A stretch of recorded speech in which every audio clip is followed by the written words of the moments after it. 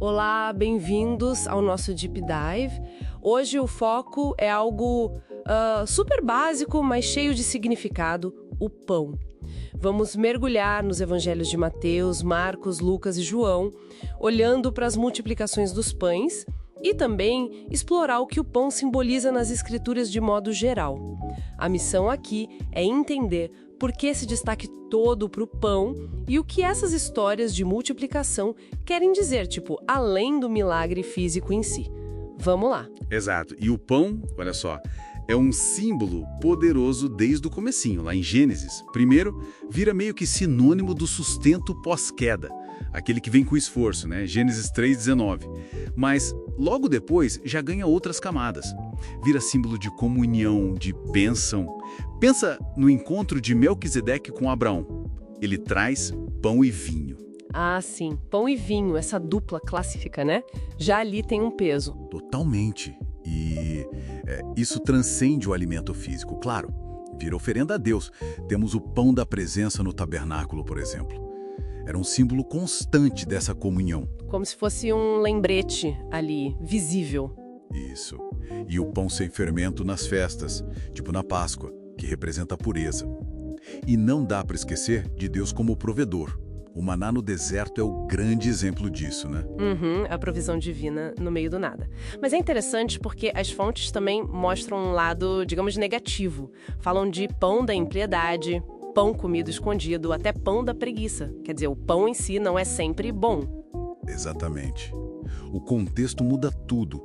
E aí entra aquela frase-chave de Deuteronômio, que o próprio Jesus cita depois. Nem só de pão viverá o homem. Mas de toda palavra que sai da boca de Deus. Ah, claro. O pão físico é importante, mas não é tudo. Não é o fim último, né? A palavra de Deus, o relacionamento com Ele, isso sim é o alimento essencial. E essa ideia de que o pão físico aponta para algo maior.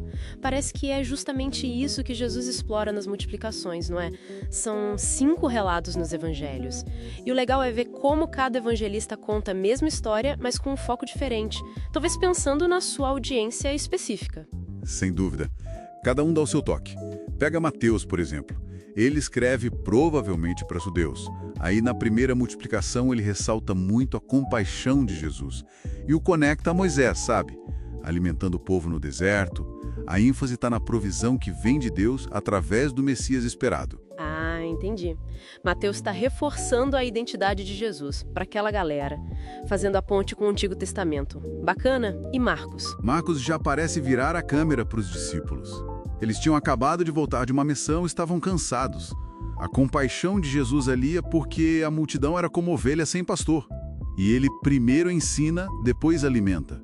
O foco parece ser mais o treinamento dos discípulos, sabe? A responsabilidade deles na organização, em participar da solução. Faz sentido, tipo um aprendizado prático ali no meio do milagre. E Lucas?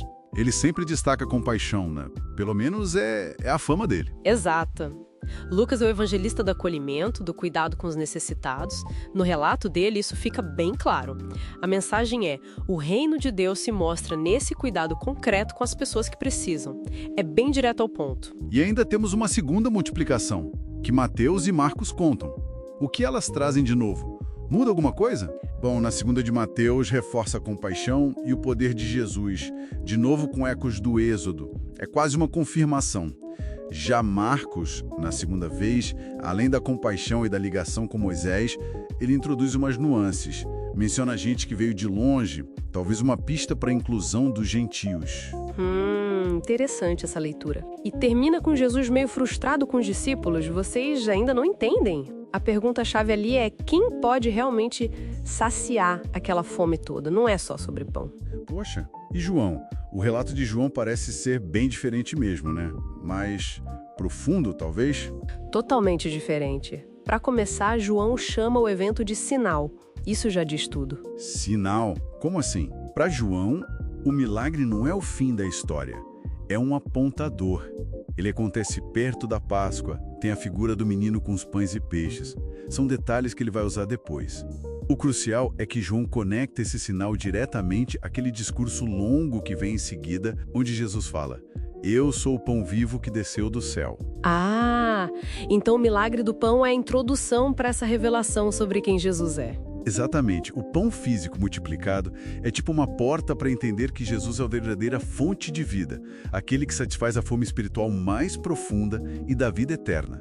João chega a apresentar a morte de Jesus como o partir desse pão que vai alimentar o mundo todo. É muito forte. Nossa, realmente, uma camada teológica bem mais explícita em João. Olhando para tudo isso, fica claro, né? O pão, esse alimento do dia a dia, é usado nas Escrituras de um jeito incrivelmente rico. É sustento, comunidade, pureza, provisão divina. Mas também pode ser um alerta contra o mal, contra a preguiça, e nas mãos de Jesus vira uma aula. Uma aula e tanto. Sobre compaixão, sobre o poder de Deus, sobre formar líderes. E principalmente sobre quem ele é. Não dá para ignorar os fatos, né? Ele nasceu em Belém, que significa Casa do Pão, morreu durante a festa dos pães sem fermento e na última ceia pegou o pão e disse: "Isto é o meu corpo". É uma linha contínua. É verdade. O pão terreno sempre apontando para o pão celestial, que é ele mesmo. Isso. Um alimento comum, mas carregado de um significado que transcende o físico. E isso deixa a gente pensando, né? Se um ato tão simples como prover ou partilhar um pão carrega tanto simbolismo, cuidado, comunidade, até a presença do divino, será que isso não deveria, sei lá, mudar um pouco a forma como a gente encara nossas refeições juntos? Ou até os pequenos gestos de generosidade que a gente faz? Fica aí a reflexão pra gente.